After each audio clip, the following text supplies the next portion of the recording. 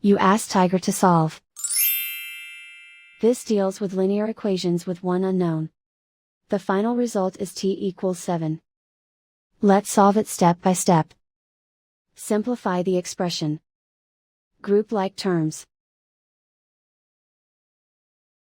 Simplify the arithmetic. Group all t terms on the left side of the equation. Subtract t from both sides. Group like terms. Simplify the arithmetic. Group like terms.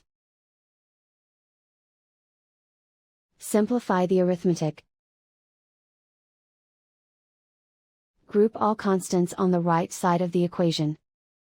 Subtract 1 from both sides. Simplify the arithmetic.